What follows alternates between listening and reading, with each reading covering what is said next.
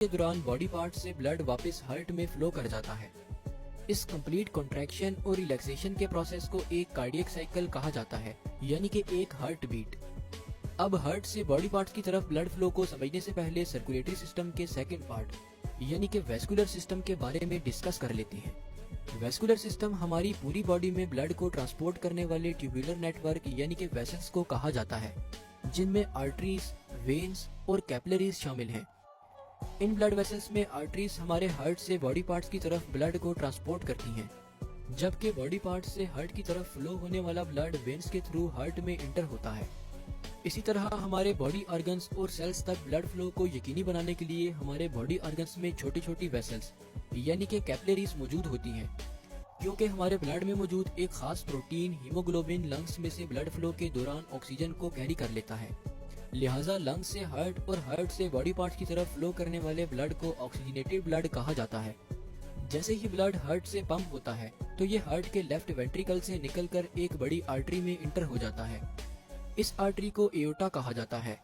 इस तरह अगर देखा जाए तो हमारी बॉडी में मौजूद आर्टरीज ऑक्सीजनेटेड ब्लड को कैरी करती हैं। इसके बरक्स आर्टरीज से ब्लड फ्लो होकर ब्लड कैपिलरीज में इंटर हो जाता है, जो ब्लड को बॉडी ऑर्गन्स और टिश्यूज तक ट्रांसपोर्ट करती हैं।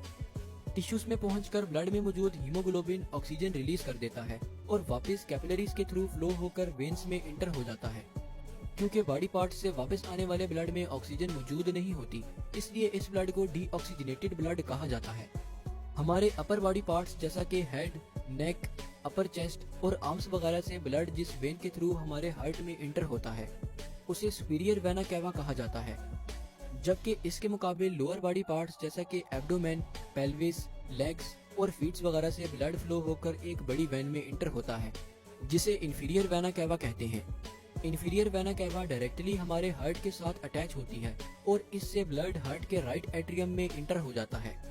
इस तरह अगर देखा जाए तो हार्ट से पंप होने वाला ब्लड एक ही सिंगल आर्टरी यानी कि एओर्टा के थ्रू बॉडी पार्ट्स की तरफ फ्लो करता है, जबकि हार्ट में इंटर होने वाला ब्लड दो बड़ी वेन्स यानी कि इंफीरियर वेना कैवा और सुपीरियर वेना कैवा के थ्रू हार्ट में इंटर होता है। इसके अलावा क्योंकि हार्ट में एक तरफ से डीऑक्सीजनेटेड ब्लड इंटर होता है और फिर वो डीऑक्सीजनेटेड ब्लड लंग से ऑक्सीजन कैरी करके दोबारा हार्ट में इंटर होता है, लिहाजा गौर किया जाए तो हमारे हार्ट में डबल सर्कुलेशन होती है, मीन्स के 2 दफा ब्लड हार्ट में इंटर होता है। एट द एंड अगर हम ब्लड की कंपोजिशन पर बात करें तो ब्लड में 4 अहम कंपोनेंट्स होते हैं, जिनमें plasma, white blood cells, red blood cells और प्लेटलेट्स शामिल हैं। इसके अलावा ब्लड ऑक्सीजन और बहुत से chemicals, hormones, nutrients, vitamins, antibodies और इलेक्ट्रोलाइट्स वगैरह की ट्रांसपोर्टेशन का काम भी करता है।